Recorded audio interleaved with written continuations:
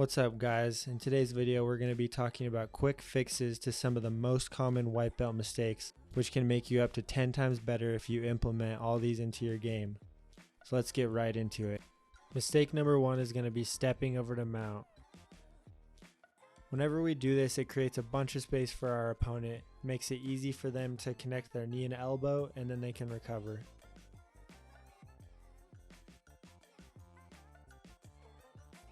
An easy fix for this would be to slide your knee across the belly instead.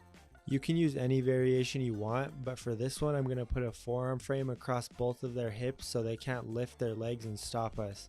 Then I'm going to put my knee on the belly and post my opposite foot so I can get points in a tournament. But make sure to stay low with most of your weight on the near side and your head on the far shoulder, making it hard for them to turn into you. After you get points, slide your knee to the mat, keeping your shin across the hips until your knee hits the mat, then kick your foot over to mount. Mistake number 2 is going to be reaching up or sitting up from bottom mount. This is a bad idea because when we reach up, we take our elbows away from our hips, which makes it easy for our opponent to slide up into high mount or even armbar us because our arms are extended away from our body.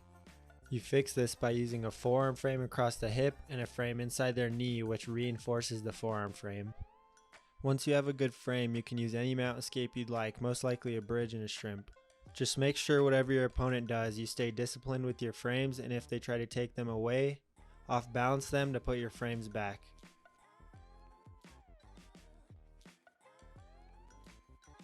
Mistake number 3 is passing without the underhook.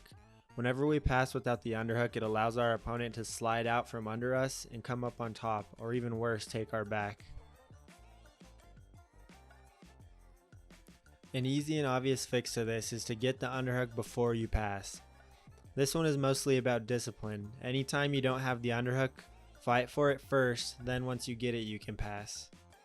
Mistake number 4 is putting your hands on the mat in guard. This is almost always a bad idea because it leads to so many different sweeps and submissions. The way we fix this is to keep our hands on them. Anytime they break you down, pummel your hands back inside and land on their biceps or shoulders.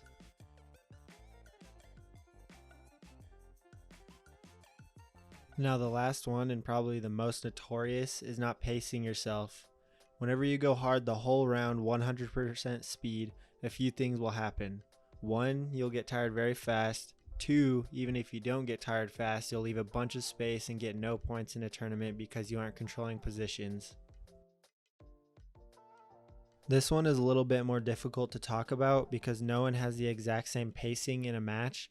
But a good rule of thumb to follow is to hold each position for at least 5 seconds before moving on to the next. We do 5 seconds because in most tournaments you have to control each position for 3 seconds to get points, and refs sometimes take their time on the count, so it's better to be safe than sorry. Also, make sure when you stop in a position, focus on keeping tight. If you feel any part of your body not touching your opponent that should be, get tighter. That's going to do it for this video. Hope you guys enjoyed, and I hope these tips can help you. If you have any questions, leave them in the comments down below and I'll make sure to answer those. And if you like this kind of content, subscribe and turn on notifications so you don't miss any of my future uploads. Thanks for watching. Peace.